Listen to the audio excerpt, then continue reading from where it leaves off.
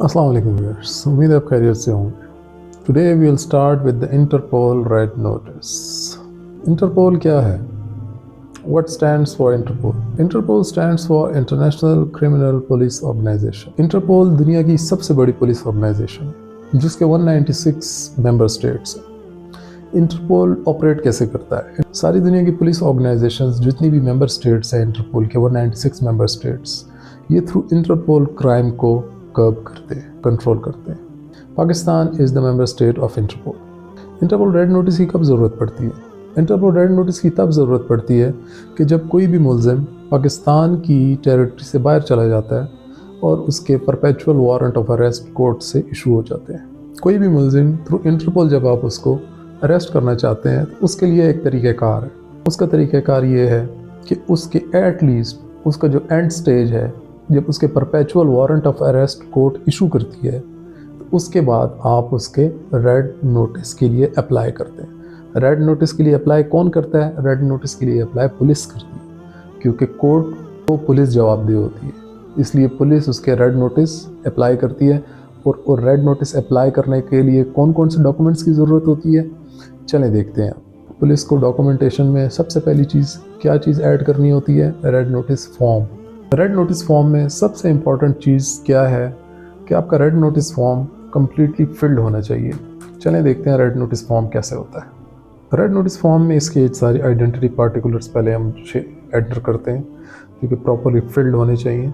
उसकी nationality details और बाकी उसकी जितने भी इस तरह के जो है उसकी एडिक्शन हो गई या उसकी कोई भी वायलेंस जितने भी उसके रिकॉर्ड है, उसकी फैमिली डिटेल्स होती हैं, निक नेम वगैरह, उसके फादर नेम, उसके 4 नेम्स, उसके ऑक्यूपेशन, उसकी जितनी उसको लैंग्वेजेस आती हैं, और फिर उसकी नेशनैलिटी डिटेल्स, आइडेंटिफिकेशन, उसकी जो मुमासलत है चेहरे की, बाकी चीज़ों की, उसकी फ़िज़िकल डिस्क्रिप्शन, इसमें सारी चीज़ ऐड होती है।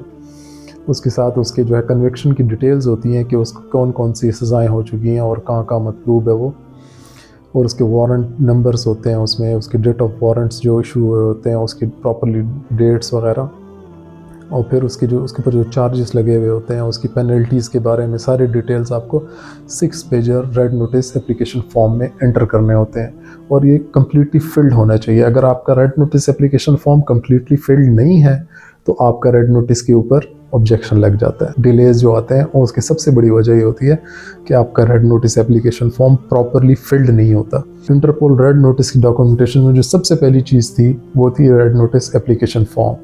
सेकंड चीज़ क्या आती है? सेकंड आपका आती है copy of FIR। Copy of FIR जो आपकी होती है वो आपकी जो एग्जैक्ट जो आपकी FIR होती है उसकी आपने कॉपी लगानी होती है। थर्ड इसमें आती है statement of witness under section 161 CRPC। आपने स्टेटमेंट ऑफ विटनेसेस लाजमी लगाने होते हैं। अगर आप स्टेटमेंट ऑफ विटनेसेस नहीं लगाते, आपका जो है इंटरपोल का केस इनकम्प्लीट कंसिडर होता है।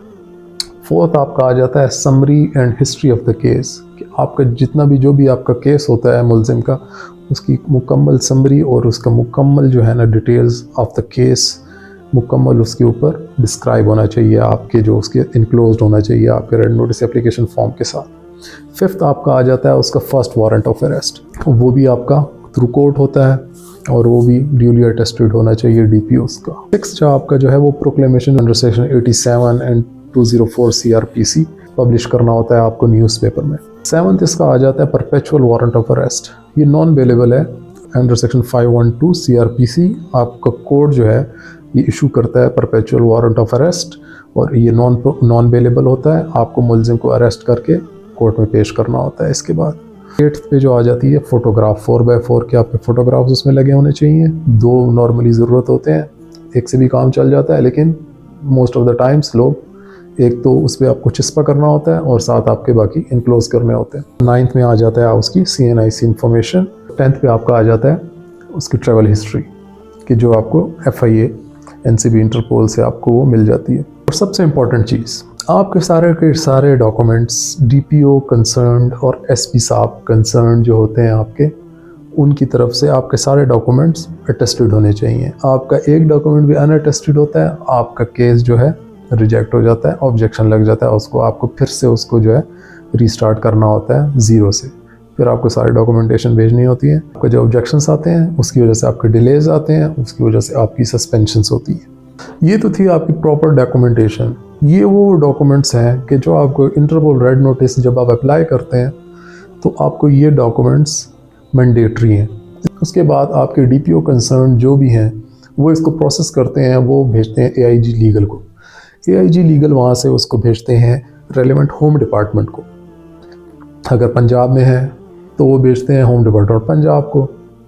अगर वो बलूचिस्तान में है, किसी भी बलूचिस्तान के किसी भी डिस्ट्रिक्ट के हैं, तो वो अपने थ्रू एआईजी लीगल उसको होम डिपार्टमेंट बलूचिस्तान भेज देते हैं। इसी तरह खैबर पख्तूनख्वा में है तो वो होम डिपार्टमेंट पेशावर को भेजते हैं, और अगर वो सिंध में है तो वो होम डिपार्टमेंट सिंध कराची भेजते हैं।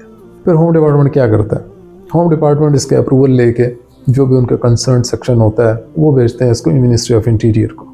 मिनिस्ट्री ऑफ इंटीरियर को जब ये डॉक्यूमेंट्स रिसीव होते हैं तो मिनिस्ट्री ऑफ इंटीरियर इसको प्रोसेस करती है। उसमें वो इसको एग्जामिन करते हैं कि आपके कौन कौन से डॉक्यूमेंट्स इसमें हैं, कौन कौन से आपके डॉक्यूमेंट्स मिसिंग हैं। अगर तो आपके डॉक्यूमेंट्स कंप्लीट होते हैं तो सिंपली वो सेंट्रल अथॉरिटी से उसके अप्रूवल लेते हैं और वो उसको फॉरवर्ड कर देते हैं DGFIA को। DGFIA को जब इंटीरियर मिनिस्ट्री फॉरवर्ड करते हैं डॉक्यूमेंट्स, तो उसके बाद FIA में इस इंटरपोल का अपना एक विंग है जिसे कहते हैं NCB Interpol Pakistan. NCB Interpol Pakistan, चूँकि being a Pakistan, being an Interpol member, NCB Interpol Pakistan उन्हीं डॉक्यूमेंट्स को via through their own portal वो उसको प्रोसेस करते हैं टू लियोन फ्रांस। जब ये डॉक्यूमेंट्स रिसीव हो जाते हैं इंटरपोल फ्रांस को, ये सारी इन्फॉर्मेशन वहाँ सर्कुलेट हो जाती है, और जब Interpol Lyon France red notice issue करती है तो इसको सर्कुलेट करती है among member states. Member states में जब ये सर्कुलेट होते हैं और किसी भी स्टेज के ऊपर जब मुलजिम अरेस्ट होता है तो मेंबर स्टेट कम्युनिकेट करती है इंटरपोल लियोन फ्रांस के साथ। Interpol Lyon France communicate further फिर करता है आपकी पाकिस्तान NCB इंटरपोल पाकिस्तान के साथ कम्युनिकेट करता है और उनको इंटीमेट करता है कि ये मुलजिम आपका अरेस्ट हो चुका है, अब फर्दर आप इसका एक्स्ट्रेडिशन का प्रोसेस आप इसका इनिशिएट करें। फिर क्या होता है, NCB इंटरपोल पाकिस्तान जो है वो कंसर्न DPO जिन्होंने भी इस केस को मूव किया होता है, इनिशिएट किया होता है, वो उनको जो है डायरेक्ट जो है NCB इंटरपोल पाकिस्तान उनको इंटीमेट करता है कि आप इसके एक्स्ट्रेडिशन के डॉक्यूमेंट्स प्रोसेस करें, और साथ ही नीचे CC उनको इंटीरियर मिनिस्ट्री को भी CC हो जाता है, और बाकी रेलेवेंट स्टेक होल्डर्स जितने भी होते हैं उनको इसका CC हो जाता है, इंटीमेट उनको भी हो जाता है। चूँकि इनिशिएट जो है DPO कंसर्न ने करना होता है, तो दैट्स वाई एड्रेस जो है NCB Interpol Pakistan concern DPO को डायरेक्टली एड्रेस करता है। तो ये था आपका मुकम्मल इंटरपोल रेड नोटिस का एक मुकम्मल जितना भी इसका प्रोसीजर है, ये आज मैंने आप लोगों को सामने एक क्लियर किया है। किसी भी किस्म की अगर आपको इसके ऊपर क्लैरिफिकेशन चाहिए हो तो आप कमेंट सेक्शन में कमेंट करके पूछ सकते हैं। सी यू इंशाल्लाह नेक्स्ट वीक। Take cares. अल्लाह हाफिज़।